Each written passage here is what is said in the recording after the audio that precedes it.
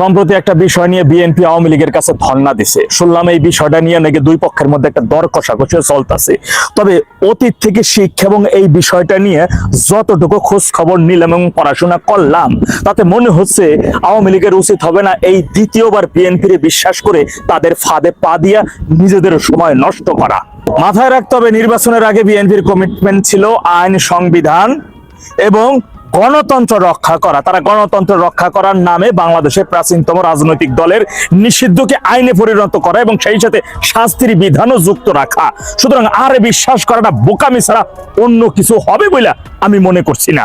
জাতিসংঘের সভাপতি পদের জন্য বিভিন্ন দেশের সমর্থন আদায়ের লক্ষ্যে বাংলাদেশের পররাষ্ট্রমন্ত্রী যুক্তরাষ্ট্রের নাগরিক রোজার রহমান ওরফে খলিলুর রহমান বেশ দৌড়ঝাঁপ করতেছেন, বেশ আগাইয়াও আছেন।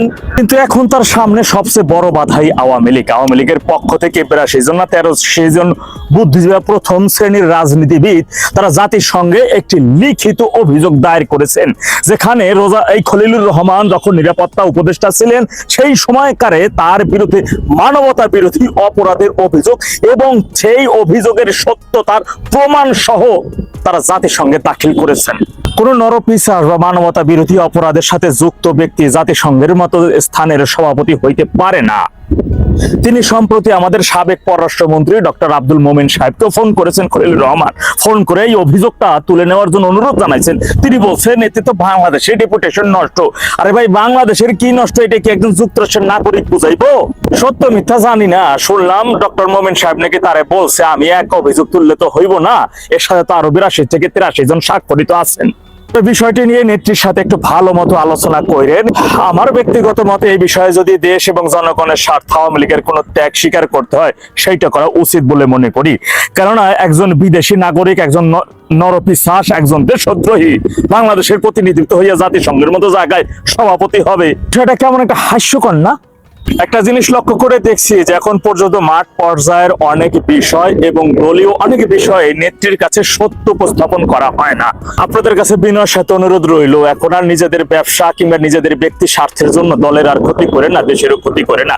আমি বিশ্বাস করেন টেবিল ইনুসের কইরা যাওয়া যুক্তরাষ্ট্রের সাথে যে গোপন চুক্তিটা আছে না, সেই চুক্তিটা যদি খালি একটু ফাঁস করেন, সেই চুক্তিটা যখন ফাঁস হয়ে যাবে, দেশের জনগণ জানতে পারবে, তখন এই দেশে বিএনপির খুঁজে পাবেন না, জামাতিদের খুঁজে পাবেন না।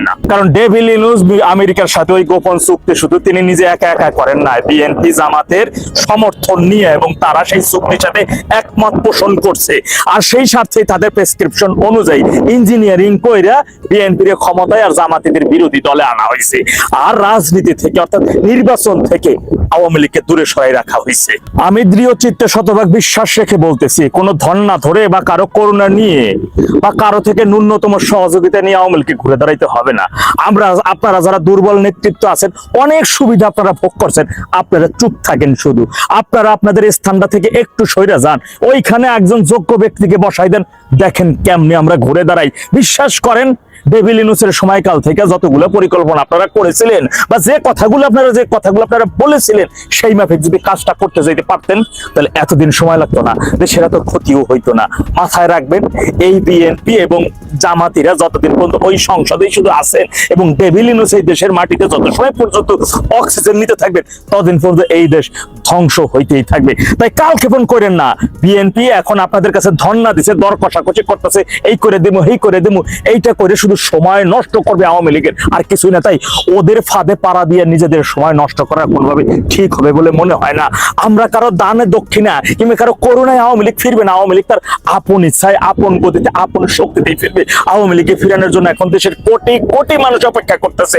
বিশ্বাস করেন না, গ্রামের মধ্যে আমরা একটা ভিজিট করেন দেশের মধ্যে, আপনাদের নিজস্ব কোনো গণমাধ্যম থাকলে বা নিজস্ব কোনো ওয়ে থাকলে সেই ওয়েতে এনজিওর মাধ্যমে সারা দেশের মধ্যে একটু ইনভেস্ট করে দেখেন যে গ্রামের বৃদ্ধ থেকে কৃষক, কৃষক থেকে যুবক, যুবক থেকে ছোট্ট বাচ্চা, তারা সবাই এখন বলে আওয়ামী লীগের সময় ভালো ছিলাম। তাই বিএনপি সর্বদাই তাদের বিপদ থেকে উত্তোলিত হওয়ার জন্য আওয়ামী লীগের বাধাকে সরাই দেওয়ার লক্ষ্যে বিভিন্ন স্বপ্নের কথা বলবে যে অমুক দিন তমুক করে দেবো, তমুক দিন। এটা শুধু একটা কাল কেবল সময় নষ্ট করা। সেই সময়টা নষ্ট না করে আওয়ামী লীগ তো নিজেদের স্বার্থে রাজনীতি করে না। আওয়ামী লীগ নিজেদের স্বার্থে দেশের ক্ষমতায় যায় না, দেশ এবং জনগণের স্বার্থে আওয়ামী লীগ যখনই ক্ষমতায় গেছে, এইটা চিরন্তন সত্যি কথা, আওয়ামী লীগ যখন যখন ক্ষমতায় গেছে তখন মানুষের ভাগ্যের পরিবর্তন হয়েছে, দেশের উন্নতি ঘটছে। সুতরাং আওয়ামী লীগের প্রয়োজনে নয়, দেশ এবং জনগণকে বাঁচানোর জন্য, দেশ এবং জনগণের মুক্তির জন্য, ৭১ মহান মুক্তিযোদ্ধাকে পুনরুদ্ধারের জন্য আওয়ামী লীগকে প্রয়োজন, কারো দান এবং করুণায় নয়। আপনাদের কাছে বিনয়ের সাথে অনুরোধ রইল, নিজেদের স্বার্থে নেত্রীকে ভুলভাল বুঝিয়া আর ওদের ফাঁদে পাড়া দিয়েন না। আজকে এই দেশবাসীর কাছে, দেশের জনগণের কাছে একটি আকুল আবেদন।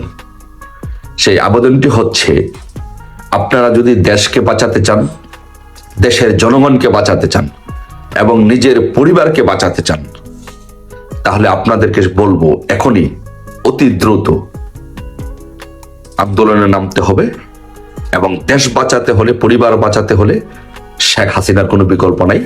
বাংলাদেশে শেখ হাসিনাকে লাগবে, শেখ হাসিনাকে আনতে হবে। কারণ আমি আপনাকে বলি, কেন আপনার পরিবার বাঁচাতে হলে, দেশ বাঁচাতে হলে শেখ হাসিনাকে লাগবে। আজকে আপনি দেখেন, দেশ যদি না বাঁচে তাহলে আপনার পরিবারও কিন্তু বাঁচবে না।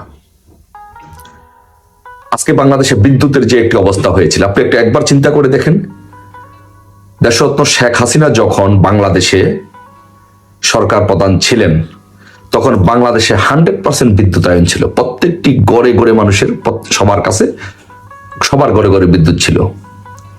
এই গরমের মধ্যে মানুষ বিদ্যুৎ ব্যবহার করে তারা সুন্দরভাবে জীবন যাপন করতে পেরেছিল।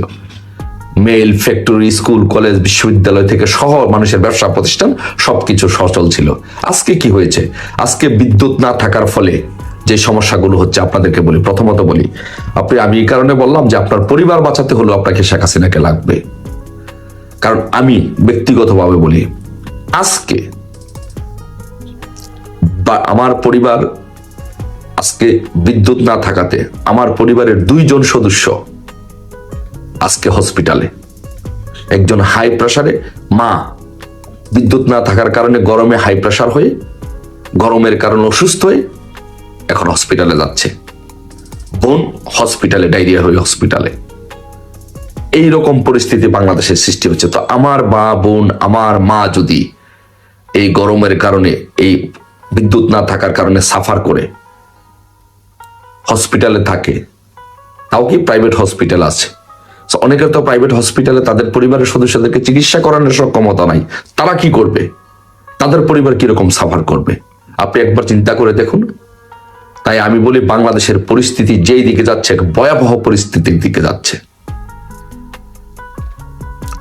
এই জন্য অবশ্যই আমাদের শেখ হাসিনার মতো একজন লিডার লাগবে।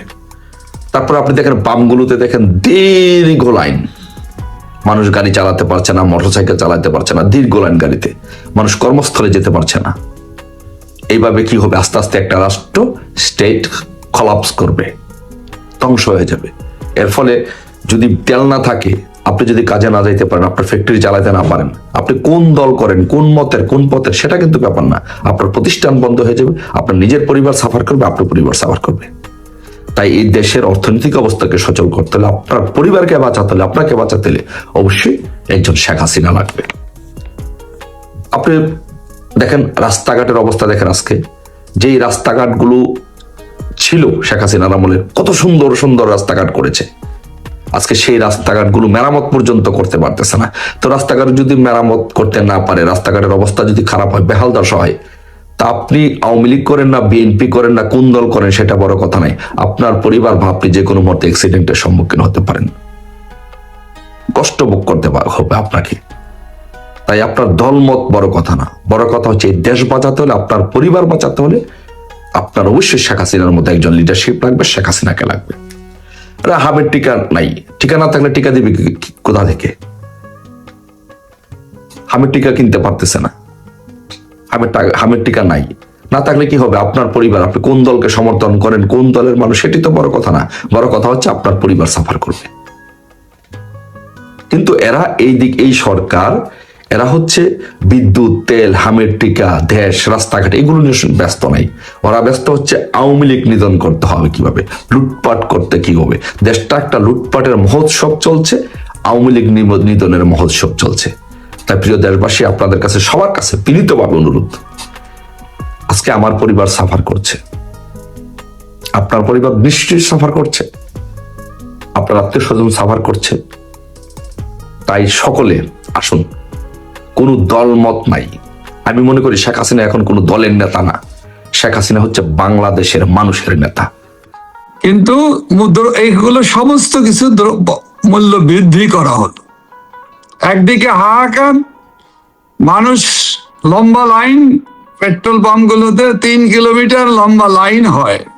ঢাকা শহর সব বিভিন্ন গণমাধ্যমে দেখা যায়, কম বেশি হয়, কিন্তু এত লম্বা লাইনে মানুষ কি পেট্রোলের আশায়, অকটেনের আশায়, ডিজেলের আশায়, কিন্তু মানুষ পাচ্ছে না। আপনি আজকে পর্যন্ত আমি জানি রাজশাহীতে 2 জন কৃষক ডিজেল আনতেছে, ডিজেল আনতে লাইনে থেকে তারা মারা গিয়েছে, হয়তো বা স্ট্রোক করে, রোদ্রে গরমে তপ্ত পরিবেশে, হতাশা থেকে, নানান কারণে এই যে মৃত্যু, এই মৃত্যুর কে নিবে? এই মৃত্যুর দায়িত্ব কে নিবে?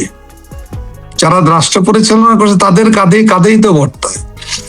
এবং আপনি দেশের মানুষের কি অবস্থা আজকে? 10% না, 15 থেকে 20% উপরে জ্বালানি তেলের, এই petrol, octane, diesel, kerosene, furnace অয়েলের দাম বাড়ানো হলো, গ্যাসের দাম বাড়ানো হলো, সিএনজির দাম বাড়ানো হলো, এলএনজির দাম বাড়ানো হলো। এগুলো তো সবকিছুই আপনার দেশের মানুষের কাঁধে যাবে।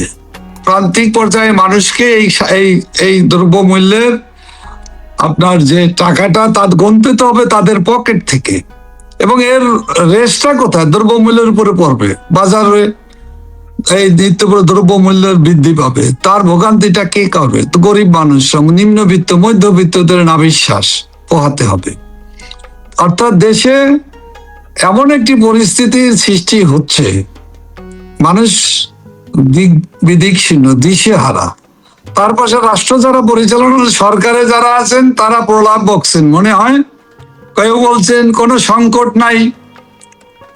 এবং গত 55 বছরের ইতিহাসে যে পরিমাণ জ্বালানি তেলের জমা আছে, ছিল, এখন আছে, এইরকম জ্বালানি কিন্তু আর কোনোদিন বাংলাদেশে ছিল না। জ্বালানি সংগ্রহ করে রাখার তারও তো একটা ক্যাপাসিটি আছে। এ ধরনের গাল গপ্প দিয়ে কোনো লাভ আছে? দেশের মানুষকে তো বোকা ভাবার কোনো কারণ নেই। অবৈধ ফ্যাসিস্ট ইউনূসও দেশের মানুষকে প্রতারণা করেছে, দেশের মানুষকে মিথ্যার ফুল ঝুরি দিয়ে, হ্যাঁ, বাংলাদেশটাকে সারা বিশ্বের বড় উনি উচ্চ মানের খেলোয়াড়, বড় খেলোয়াড়, সারা দুনিয়া এসে বাংলাদেশে এসে ওনার পাশে খেলতে থাকবে, আর উনি সব বাংলাদেশকে কি বানিয়ে দেবেন। উনি সিঙ্গাপুর নয়, উনি ইউরোপ অথবা আরো কিছু দক্ষিণ কোরিয়া কত কিছু বানাতে চেয়েছে। ঠিক একই রকম অবস্থা কিন্তু বর্তমান সরকারেরও। তারা জ্বালানি নাই, আনতে ম্যানেজ করতে পারতেছে না। ভারত থেকে জ্বালানি তেল আনছে ডিজেল পাইপলাইনে, সেটা তা আবার বাকিতে চাওয়া হচ্ছে, টাকা পরিশোধ পরে করে গেলে না, ইত্যাদিতে নানান জিনিস আছে। তারপরও কিন্তু দিল্লি না ঢাকা, পিন্ডি না ঢাকা, শেষ পর্যন্ত দিল্লি ঢাকাতে কিন্তু ডিজেল আসছে, ইতিমধ্যে এসেছে, আরো আসবে। তো যারা আপনাদের আমলের বানানো পাইপলাইনের মাধ্যমে, এবং এটা দেশরত্ন শেখ হাসিনা যে সংকটের সময়, সংকটকালীন পরিস্থিতিতে উত্তরবঙ্গ, বরেন্দ্র অঞ্চল, এই জায়গা থেকে যাতে সহজে যে সংকটটা এবং খরা, মানে ড্রট এরিয়া কিন্তু বাংলাদেশের রাজশাহী এবং রংপুর, রাজশাহী অঞ্চল, এই অঞ্চলকে মোকাবেলার জন্য কিন্তু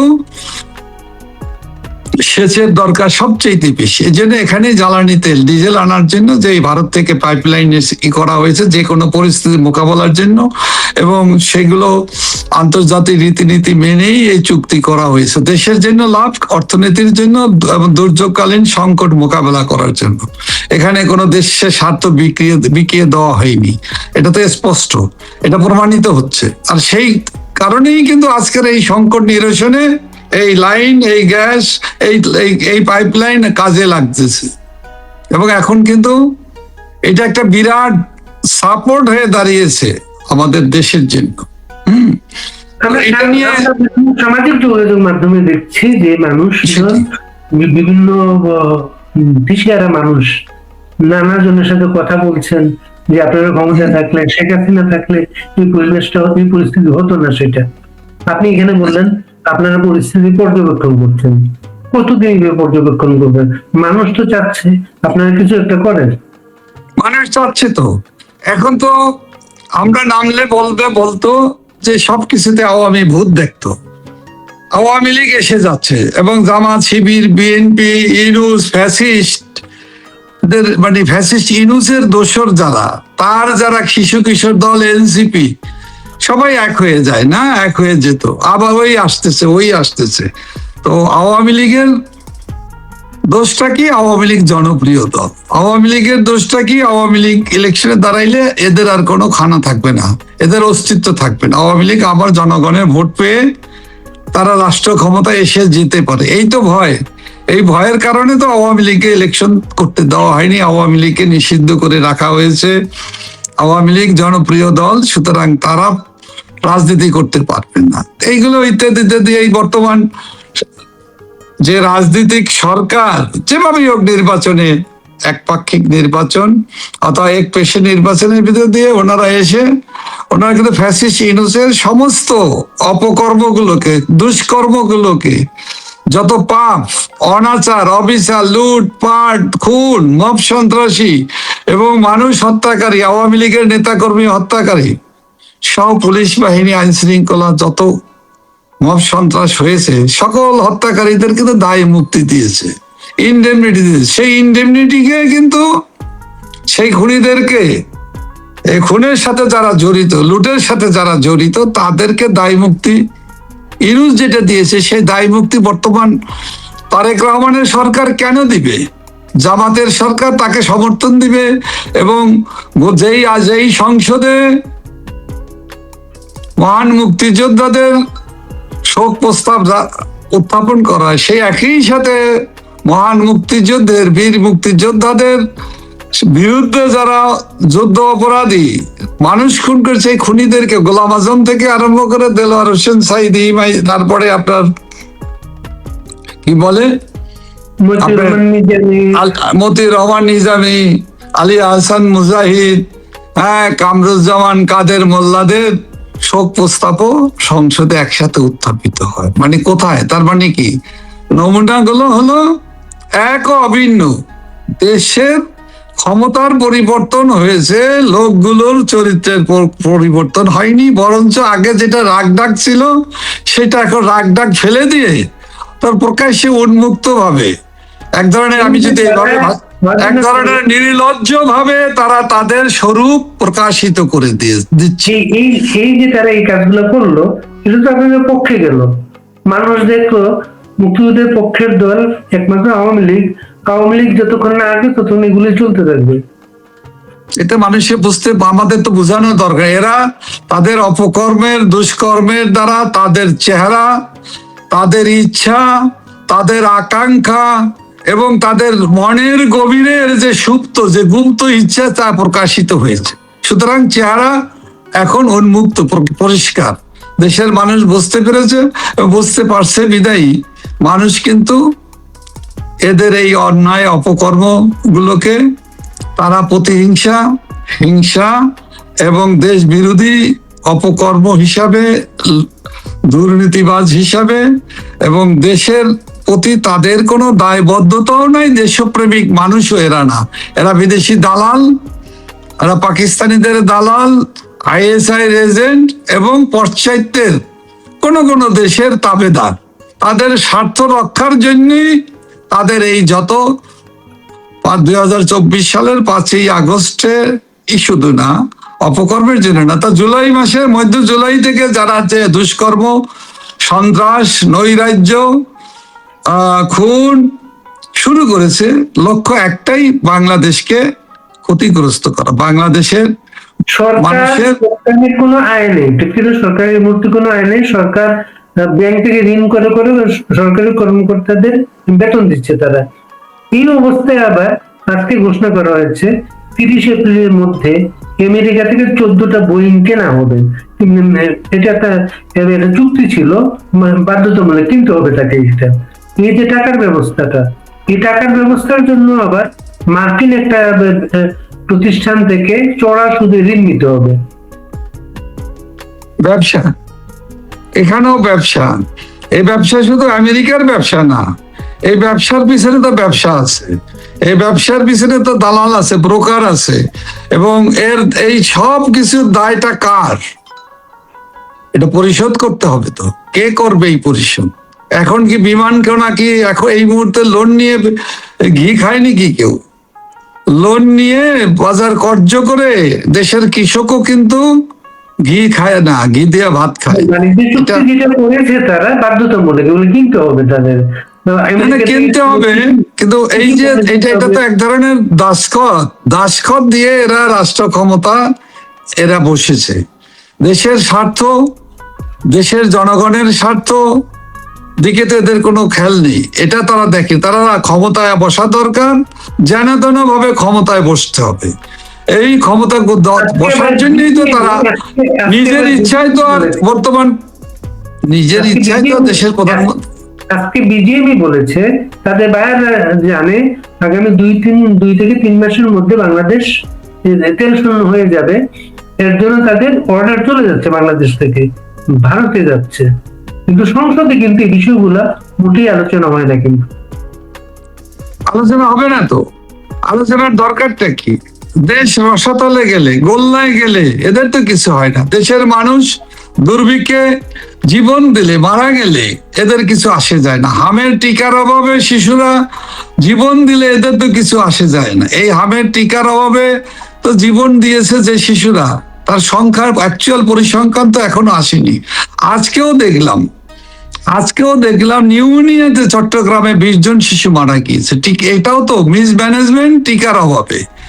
এতে তো পার্লামেন্টে বলছে, প্রাইম মিনিস্টার পার্লামেন্টে বলছেন এটার জন্য ফ্যাসিস্ট সরকার এবং ইউনিয়ন সরকার দায়ী, আপনারাও দায়ী এখানে। আমরা তো দায়ী হবই, কারণ ওরা লুটপাট করবে, ওরা টিকা দেয় নাই, টাকা লুট করার জন্য কি প্রক্রিয়াতে লুট করা যাবে তার জন্য ফ্যাসিস্ট ইউনিয়ন সরকারের উপদেষ্টারা ব্যবস্থা করতে, যে কারণে টিকা আসা বন্ধ হয়েছে। আর তার দায়, ইউনুসের দায়টা তো নিবে বর্তমান সরকার, কারণ বর্তমান সরকার তারেক রহমানের সরকারের মন্ত্রী বলছে এর জন্য আওয়ামী লীগ দায়ী। বাস্তবতা তো এটা না, সেটা সম্পূর্ণ অসত্য কথা। কারণ আওয়ামী লীগ সরকার, শেখ হাসিনা সরকারের সময়ই তো 90 থেকে 90% ইমিউনিটি ডেভেলপ করেছিল বাংলাদেশে তার সরকারের এই গত 10 বছর, বিগত সরকারের 15 বছরের 10 বছরের ভিতরে এই ডেভেলপমেন্টটা এসেছিল, যে কারণে দেশরত্ন শেখ হাসিনা আন্তর্জাতিকভাবে গ্যাভি থেকে তাকে চ্যাম্পিয়ন, ভ্যাকসিন চ্যাম্পিয়নের উপাধি দেওয়া হয়েছিল আন্তর্জাতিকভাবে, জাতিসংঘের একটা রিকগনাইজ সংগঠন। তো সেটা তো বাস্তবতা। সুতরাং মিথ্যে কথা বললে আর শেখ হাসিনা সরকার, আওয়ামী লীগ সরকারের গায়ে দায় চাপাতে চাইলে তো দেশের মানুষ বিশ্বাস করবে না, বিশ্বাস করে নাই। এবং বর্তমান সরকারের স্বাস্থ্যমন্ত্রী যে দেশের মূল সমস্যাটাকে তুলে ধরার নাচে দায় চাপানোর চেষ্টা, কার উপরে? যত দোষ আওয়ামী লীগের। বাস্তবতা হলো এদের অযোগ্যতা, এই সমস্যার সমাধানের উদ্যোগ নিতে পারে না এরা। দেশের মানুষের আজকে জ্বালানি তেলের অভাব, জ্বালানি তেল যাতে যাদের দরকার তারা যাতে সুন্দরভাবে পায়। সংকট তেলের যখন বলা হচ্ছে সবচেয়ে পর্যাপ্ত পরিমাণের জ্বালানি তাদের মজুদ আছে, তাহলে যাদের দরকার তাদেরকে দেওয়া হয় না কেন? কেন লম্বা লাইন, 3 মাইল লম্বা মোটরসাইকেলের লাইন, 2 মাইল লম্বা প্রাইভেট কারের লাইন পড়ে, বাসের করার, লরি ট্রাকে পড়ে, লঞ্চ চলে না, জাহাজ চলে না, কার্গো চলতে পারে না। হ্যাঁ, রেলে এখন তো কদিন পর রেল চলাচল বন্ধ হয়ে যাবে। তো এটা তো একদিকের সংকট, জ্বালানির সংকট। আজকে বিদ্যুতের সংকট নিয়ে বলছে, আজকে পার্লামেন্টে বলেছে জ্বালানি মন্ত্রী বলছে 110 মেগাওয়াট লোডশেডিং করার জন্য পরীক্ষামূলক ভাবে তারা ব্যবস্থা নিচ্ছে। দেখেন কোন জায়গাটাতে রাজনৈতিক সারা দেশে এখন 3000 মেগাওয়াট লোডশেডিং হচ্ছে, 2000-এর উপরে বলছে, 2000 থেকে 3000 লোডশেডিং। তো ঢাকা শহরে লোডশেডিং মোকাবেলা কি 110 মেগাওয়াট দিয়ে পরীক্ষামূলক না কয় হাজার? ঢাকা শহরে তো সবচেয়ে বেশি লোডশেডিং হয়। সারা বাংলাদেশে যে বিদ্যুৎ ব্যবহৃত হয় তার প্রায় 2/3 সারা বাংলাদেশে যে বিদ্যুৎ ব্যবহার করা হয় বিভিন্ন সেক্টরে, এটা শিল্প কলকারখানা থেকে গৃহস্থালী, হ্যাঁ, সব পর্যায়ে তার সিংহভাগ মানে 2/3 বিদ্যুৎ কিন্তু ঢাকা ডেসা এবং ডেস্কো এরিয়ার ভিতরে ব্যবহৃত হয়। হ্যাঁ, তো সেখানে বলে দিলেও 100 থেকে 110 মেগাওয়াট লোডশেডিং এর পরিকল্পনা। এগুলো মানে কি দেশের মানুষকে সমস্ত সংকট মোকাবেলার চ্যাম্পিয়ন ছিলেন আওয়ামী লীগ সভানেত্রী শেখ হাসিনা। তিনি ম্যানেজ মাস্টার ছিলেন, তিনি সবকিছু ক্রাইসিস ম্যানেজার, ক্রাইসিস ম্যানেজমেন্টে ছিলেন ক্রাইসিস ম্যানেজমেন্টে তিনি ছিলেন চ্যাম্পিয়ন। এর জন্য ভুক্তভোগীরা সারাক্ষণ তার কথাই বলছে, কবে আসবেন এই কথাটাই বলছে, উনি আবার কবে আসবেন। আপনারা বলছেন পর্যবেক্ষণ করছেন, আর আমরা পর্যবেক্ষণ করছি মানে মানুষের উপরে যে দুর্যোগ, মানুষের যে কষ্ট, মানুষের যে দুর্বিষহ জীবন, আমাদের নেতাকর্মীদের, তৃণমূলের নেতাকর্মীদেরও তো একই অবস্থা, আমাদের তো আরো বাড়তি কষ্ট। আমাদের জেলখানাতে লক্ষাধিক নেতাকর্মী আছে, প্রবীণ নেতারা আছে, সম্মানীয় বীর মুক্তিযোদ্ধা, কবি, সাহিত্যিক, সাংবাদিক, শ্রেণী পেশার মানুষরাও কিন্তু কারাগারে বন্দী। আমাদের নেতাকর্মীদের বাইরে যারা আছে তারাও আত্মগোপনে, তারাও মিথ্যে, লক্ষ লক্ষ নেতা করে মিথ্যে মামলা, হয়রানির ভিতরে আছে, তারা ঘরে বসবাস করতে পারে না। ঈদকে সামনে রেখে এই 12ই ফেব্রুয়ারির তথাকথিত নির্বাচনের পরে অনেকে বাড়িতে ঈদ করার একটা পরিবেশ আশা করতেছিল, তারা কিন্তু সেটা হয়নি, সেটা পারেনি। কারণ দেখা গেল মব সন্ত্রাস আবার শুরু হয়েছে, এখনো চলছে। আজকেও ছাত্রলীগের নেতাদের বাড়িতে বাবা ভাই বোনদের উপরে মব সন্ত্রাস করা হচ্ছে, হুমকি দেওয়া হচ্ছে, মন্দিরে হামলা করা হচ্ছে, এটা কিন্তু চলছে। ফ্যাসিস্ট সরকারের বিদায় ঘটেছে, কিন্তু নতুন যে সরকার এসেছে সেটা বন্ধ করেনি। কারণটা ওই যে খুনিদের ইনডেমনিটিকে আইনে পরিণত করেছে, আওয়ামী লীগকে নিষিদ্ধ করার জন্য যে আইন, সেটাকে বিল আকারে আনছে সংসদে, এবং এর সাথে নতুন করে জোরে দিয়েছে, শাস্তি আগেও ছিল, নতুন করে 14 বছরের সাজার বিষয়টা জোরে দিয়েছে। মানে এটা হলো যে প্রতিহিংসা, আওয়ামী লীগের নাম গন্ধ নিশ্চিহ্ন করে দিতে হবে। ইউনূসের এজেন্ডা, জামাত শিবিরের এজেন্ডা, জঙ্গিদের এজেন্ডা, আর তারেক রহমানের যে সরকার, বর্তমান যে অবৈধ সরকার, অগণতান্ত্রিক রাজনৈতিক সরকার, অগণতান্ত্রিক রাজনৈতিক সরকারের পরিচয়ে যে সরকার, তার একই এজেন্ট, এক অভিন্ন উদ্দেশ্য, একইভাবে তারা এটা করছে। তো এটা করার মানেটা হলো খুনিদেরকে, সন্ত্রাসীদের, বেআইনি অপকর্মকারীদের, লুটেরাদের, খুনিদেরকে, দুর্নীতিবাজদেরকে স্বর্গরাজ্যে পরিণত করে দেওয়া হচ্ছে। যে কারণে আপনার ডিজেল সংকটের সাথে মধ্যস্বত্বভোগীরা, আপনি বলতে চাচ্ছেন আওয়ামী লীগের কার্যক্রম নিষিদ্ধ, আপনাদের নেতা কর্মীরা নানাভাবে হয়রানির শিকার, তারা কোনো জায়গায় দাঁড়াতে পারছেন না। সর্বশেষ একটা ঘটনা সবার মনে দাগ কেটেছে, আপনাদের ঢাকার এলাকার একটা মেয়ে শিল্পী বেগম, সে আওয়ামী যুব মহিলা লীগের একজন কর্মী, কিন্তু কোনো পদে নাই সে। তাকে তার বাড়িতে গিয়ে ছাত্রদলের ছেলেরা সন্ত্রাস করে, তার 1 মাস 16 দিনের বাচ্চা সহ তাকে কিন্তু কারাগারে নেওয়া হয়েছে। এইসব পরিস্থিতির কারণে কি আপনারা নেতা কর্মীদের নামতে উৎসাহিত করছেন না? এখন আমাদের নেতা কর্মীরা তো আওয়ামী লীগ নিষিদ্ধ, ছাত্রলীগের মতো সংগঠনকে সবার আগে নিষিদ্ধ করেছে, ঠিক আছে না? সহযোগী সংগঠন, যুবলীগ, স্বেচ্ছাসেবক লীগ, কৃষক লীগ, মহিলা আওয়ামী লীগ, যুব মহিলা লীগ, কোন দল, সবই নিষিদ্ধ। ছেলে মেয়েদের সঙ্গে আমরা কথা বলি, তারা এগুলোকে পরোয়া করে না, এই নিষেধাজ্ঞা করে না। আওয়ামী লীগেরও আমাদের নেত্রীও কিন্তু বলে আই ডোন্ট কেয়ার, আমরাও বলি আমরা এটা কেয়ার করি না, মানি না, এবং আমাদের নিষিদ্ধ করলেই আমরা নিষিদ্ধ হব না। বাংলাদেশের মানুষ আওয়ামী লীগকে ভালোবাসে, জাতির পিতা বঙ্গবন্ধু শেখ মুজিবুর রহমানকে ভালোবাসে, শ্রদ্ধা করে, তার আদর্শ দল হলো আওয়ামী লীগ। সুতরাং আওয়ামী লীগকে নিষিদ্ধ করে, আওয়ামী লীগকে বাংলাদেশ থেকে নিচ্ছিন্ন করা যাবে না, জনগণের কাছ থেকে বিচ্ছিন্ন করা যাবে না, এটা সত্য। কিন্তু মব সন্ত্রাস হচ্ছে, এটাও তো সত্য। এবং আক্রমণের টার্গেট কারা?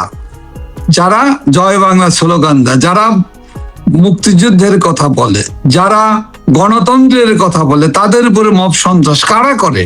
জামাত, শিবির, তাদের দোসররা, বিএনপি, ছাত্রদল, যুবদল, তারা তো রাষ্ট্র ক্ষমতা দখল করেছে যেভাবেই হোক, তারা তো এখন করছে। এবং উস্কানি এখন জামাত শিবিরা যেমন দেয় তারা করে, এরাও করে, এক হয়ে যায়। এটা তো হচ্ছে। এই আক্রমণটা কাদের উপরে? ছাত্রী বলেন, বোন বলেন, শিশু বলেন, মায়া বলেন, নারী বলেন, হিন্দু বলেন, খ্রিস্টান বলেন, মুসলিম বলেন, আওয়ামী লীগ বলেন, ছাত্রলীগ, কেউ কাউকে কি এরা বাদ দেয়? রেহাই দিচ্ছে।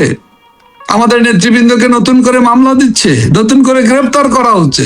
যারা জামিনে, যারা ফ্যাসিস্ট ইনসিডেন্টের সময় বহু কষ্ট করে আদালত বছর, 1 বছর 9 মাস, 8 মাস, 14 মাস, 15 মাস মিথ্যে মামলায় কারাগারের থেকে খেটে মুক্তি পেয়েছে, তাদেরকে আবার গ্রেফতার করা হচ্ছে। এ ধরনের বাংলাদেশে বহু জায়গাতে এবং করা হয়েছে। এবং সেক্ষেত্রে আওয়ামী লীগ নেতা, এবং সেখানে আওয়ামী লীগের নেতা তো ধর্মীয় সংখ্যালঘু বলা যাবে না, কিন্তু এই ক্ষেত্রে ধর্মীয় সংখ্যালঘু মানুষ এরকম যারা আওয়ামী লীগ, তাদেরকেও কিন্তু গ্রেফতার করা হচ্ছে।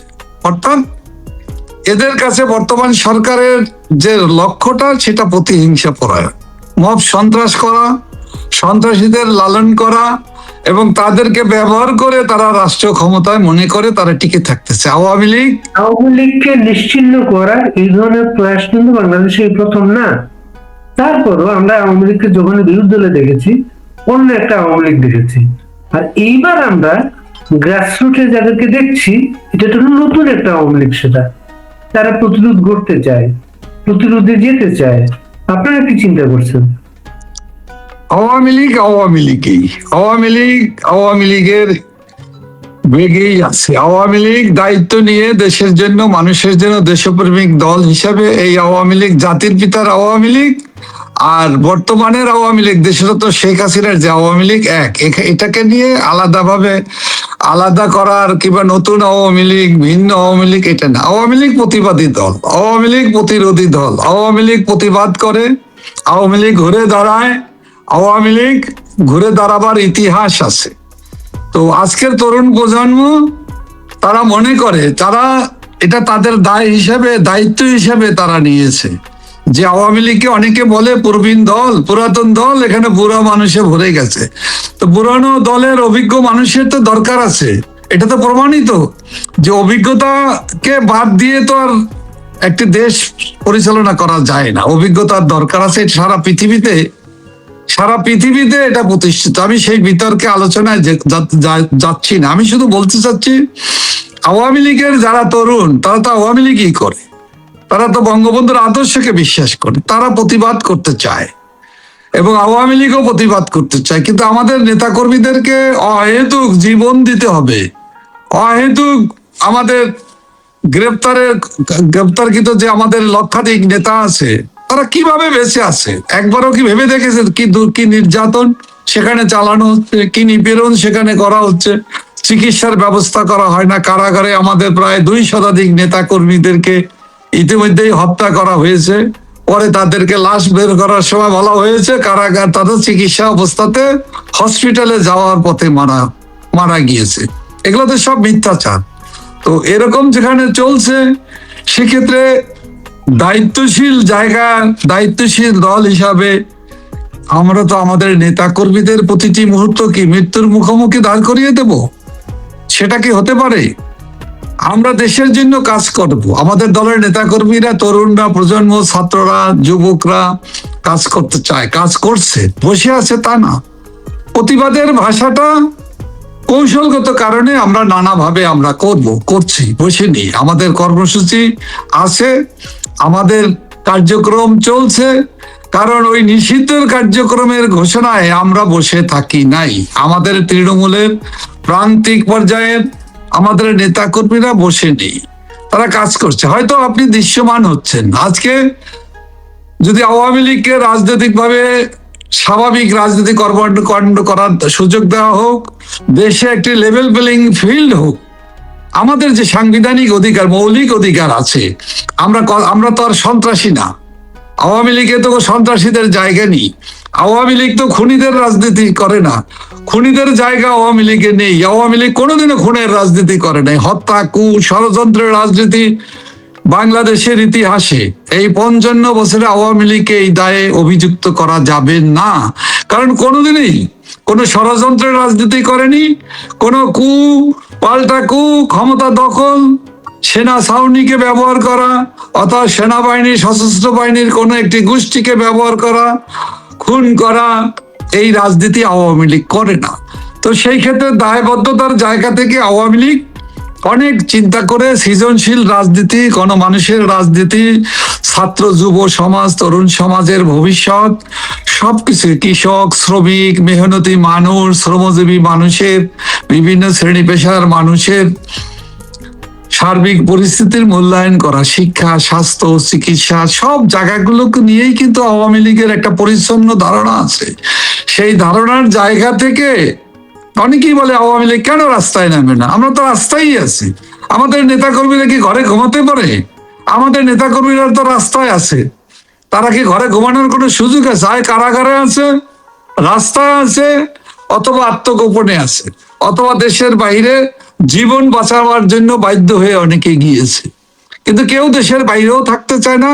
কেউ কারাগারে কেন থাকবে? বিনা দোষে, বিনা অপরাধে কেন কারাগারে বন্দী থাকবে? আমাদের রাজবন্দীরা, আমাদের নেতারা, আমাদের জনপ্রতিনিধিরা, আমাদের বীর মুক্তিযোদ্ধারা, আমাদের সমাজ চিন্তক, লেখক, সাংবাদিক, সাহিত্যিক, আইনজীবী, কে ভালো আছে, কে সুস্থ আছে, কে কোথায়? দেশের মানুষের অবস্থাটা কি করুন।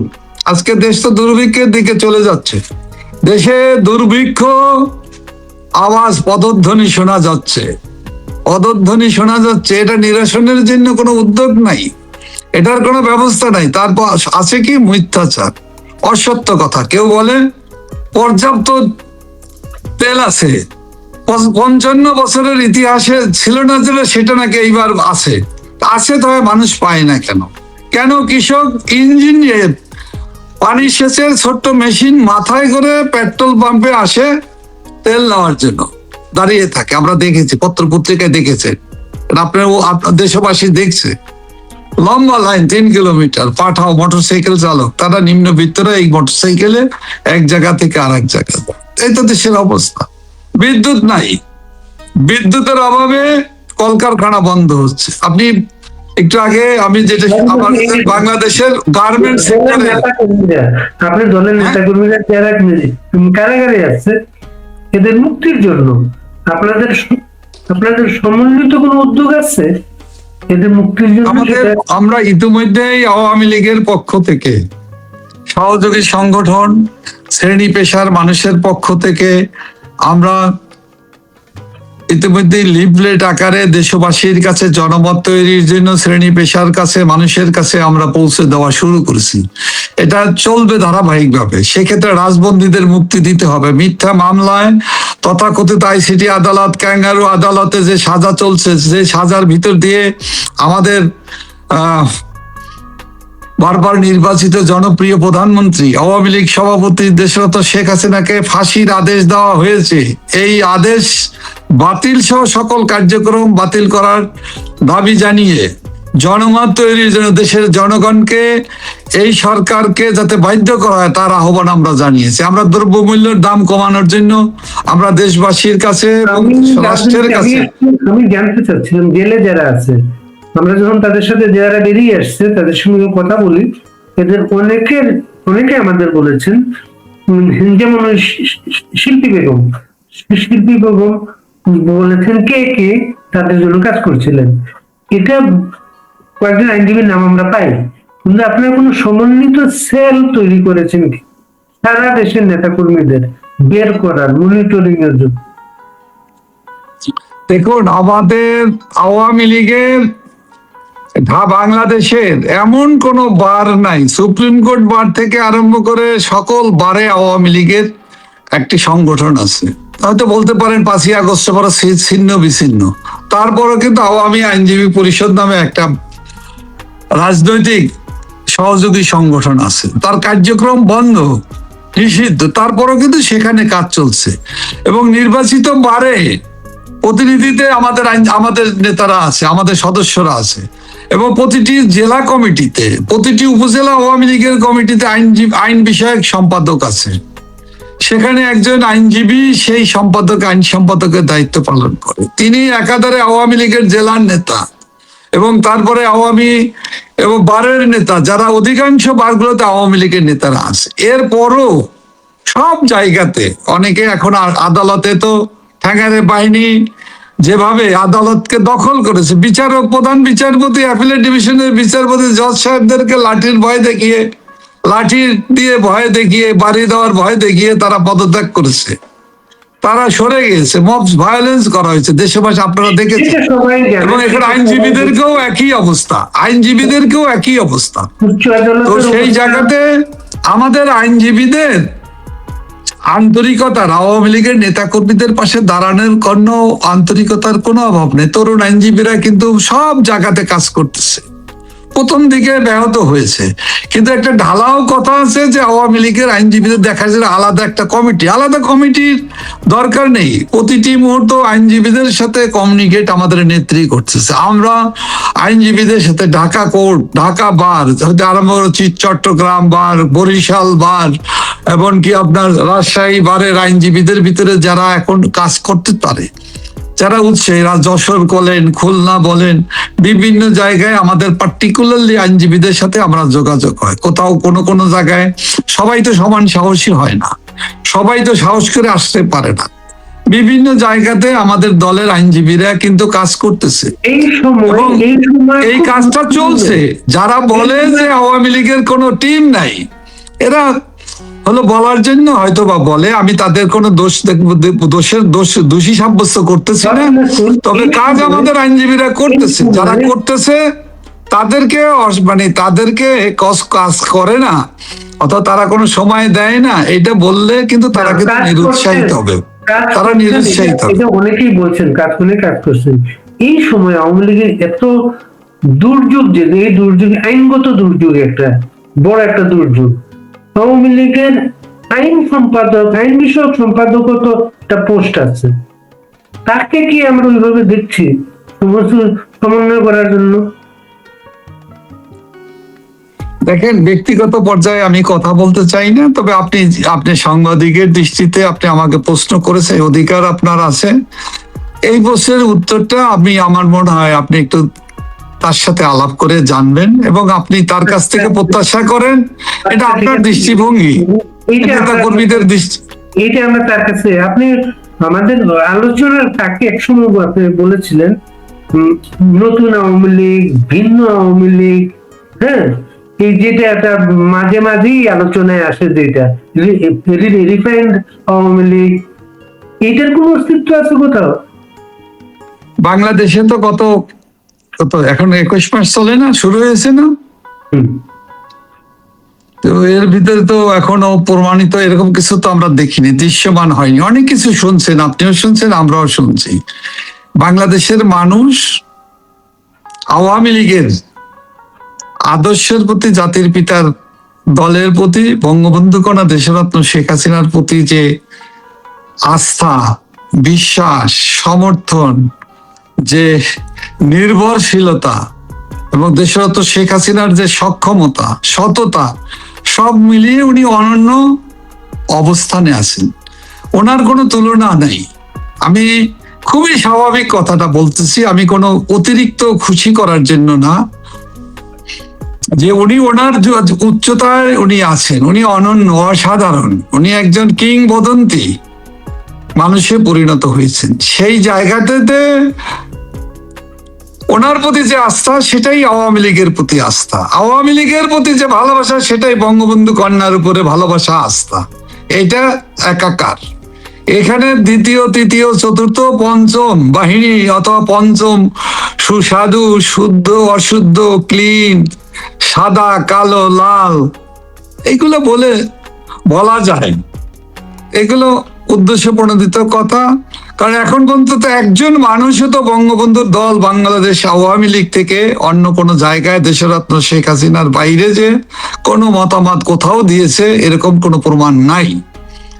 এবং যারা সবচাইতে বেশি অনেকেই মনে করে যে নিপীড়িত নিজেদের নেতা কর্মীরা অভিমান করেছে, কাজ করে না, তারা রাগ করেছে, আমি মনে করি সেই অভিমানী অংশ এখন সবচেয়ে বেশি সক্রিয় এবং তাদের আস্থা ভালোবাসা দেশরত্ন শেখ হাসিনার প্রতি যেমনই দৃঢ় সুদৃঢ়। এটাকে নিয়ে কেউ প্রতারণা করার চেষ্টা করলেও করতে পারে, করে দেখলেও দেখতে পারে, কেউ কেউ যে দেখে নাই আমি জানি না। তো এইগুলো চলবে না, এটা বাংলাদেশের মানুষের এই জায়গাতে নেই। বাংলাদেশের মানুষ মনেই করে, দৃঢ়ভাবে বিশ্বাস করে এবং তরুণ প্রজন্ম যারা জেনজি বলেন, যারা প্রতারিত হয়েছে ফ্যাসিস্ট ইউনূস, হ্যাঁ ওই যে মহাবাটপার বিশ্বচোর, দুর্নীতিবাজ, চাপাবাজ,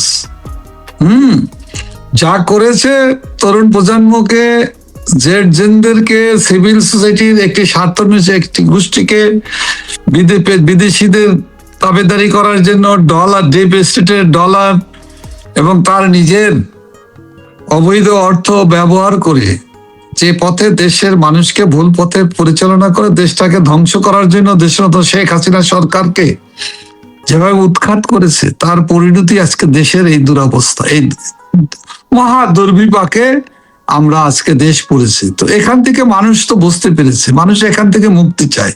আওয়ামী লীগের মানুষরা, নেতা কর্মীরা, তরুণ প্রজন্ম বলেন, তৃণমূলের নেতা কর্মীরা, তারা সবাই মনে করে, বিশ্বাস করে এবং এটা তো রিয়ালিটি, বাস্তবতা, শেখ হাসিনা এই দুর্যোগ মোকাবেলা করতে পারে। দেশেরকে ভালোবাসেন তিনি, তার দেশপ্রেমিক মানুষ হিসাবে একজন সৎ সাহসী মানুষ, উনি একজন ভিশনারি মানুষ। বলেন তো এই দুই বছর যায় একটা প্রজেক্ট নিতে পারছে দেশের জন্য, কল্যাণের জন্য?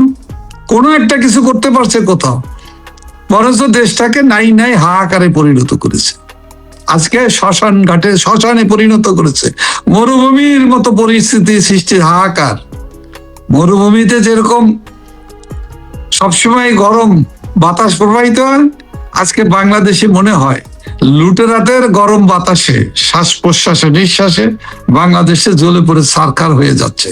সুতরাং এই সারখারের হাত থেকে মুক্তির জন্য আওয়ামী লীগের নেতা কর্মীরা, বাংলাদেশের সচেতন নাগরিক, প্রগতিশীল মানুষরা, আপনি সেটা যদি রাজনৈতিকভাবে বলেন, মহাজোট, 14 দল, আওয়ামী লীগ, ওয়ার্কার্স পার্টি, জাতীয় সমাজতান্ত্রিক দল, ন্যাশনাল আওয়ামী পার্টি, কমিউনিস্ট পার্টিরও একটি অংশ, এবং আমি মনে করি সকল প্রগতিশীল রাজনৈতিক দলগুলো যারা দেশপ্রেমিক, এই সংকটে একযোগে এই যারা দেশের মানুষের দুঃখ কষ্টকে লুটপাটের এবং জায়গা হিসেবে ব্যবহার করে নিজের আখের গোছাতে চায়, দেশকে ধ্বংস করতে চায়, তাদের বিরুদ্ধে রুখে দাঁড়াবে। এবং আওয়ামী লীগের নেতাকর্মীরা, তৃণমূলের নেতাকর্মীরা মনে করে এখনই এই সরকারের বিরুদ্ধে আন্দোলনে যাওয়া উচিত, এখনই প্রতিবাদ করা উচিত, তা না হলে দেশে ভয়াবহ সংকট সৃষ্টি হবে।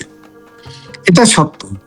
আমরা এই কারণে আমরা করছি না, তারা আমরা প্রতিবাদ করছি ভদ্রচিত ভাষা, রাজনৈতিক ভাবে মানুষকে সচেতন করতেছি প্রতিবাদ করার জন্য, মানুষকে সচেতন নিয়মতান্ত্রিক ভাবে মানুষ এই সকল জনমত তৈরি করে। জনমত তৈরি হচ্ছে, প্রতিদিন আওয়ামী লীগের জনপ্রিয়তা বাড়ছে, প্রতিদিন দেশরত্ন শেখ হাসিনার জনপ্রিয়তা বৃদ্ধি পেয়েছে। তো এই জনপ্রিয়তাই তো জনশক্তিতে পরিণত হবে। আমরা রাজনৈতিক দল জনসমর্থন বাড়ানোর ভিতর দিয়ে, জনপ্রিয়তা দলের নেত্রীর যখন বাড়ে, জনসংযোগের ভিতর দিয়ে প্রকৃত অসুবিধাগুলো, দোষ ত্রুটিগুলো, দেশের মানুষের কাছে সংকটগুলো তুলে ধরলে দেশের মানুষ তো বুঝতে পারে। আমরা সেই কাজটা করতেছি। আমাদের নেতাকর্মীরা অত্যন্ত বুদ্ধিদীপ্ত ভাবে এই কাজগুলো করা হচ্ছে। সব কাজ তো আপনি রাস্তায় মিছিল করলেই অথবা রাস্তায় দাঁড়ায় আপনার স্লোগান দিলে হবে, অথবা সবকিছুতেই আমরা আগুন জ্বালাতে চাই না, আমরা ধ্বংস চাই না, আমরা গড়তে চাই।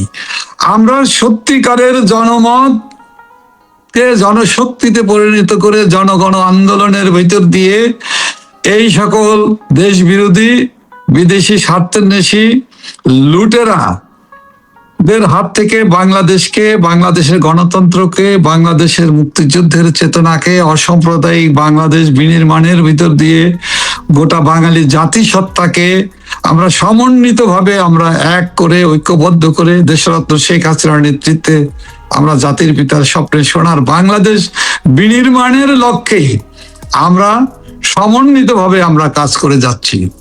এবং আমি বিশ্বাস করি বাংলাদেশের মানুষ, আপনি যেমন বললেন শেখ হাসিনার নেতৃত্ব, এটা কিন্তু এটা নিয়ে কোথাও আমরা কোনো প্রশ্ন আমরা দেখি না, আমরা এটা প্রশ্ন দেখি না সেটা।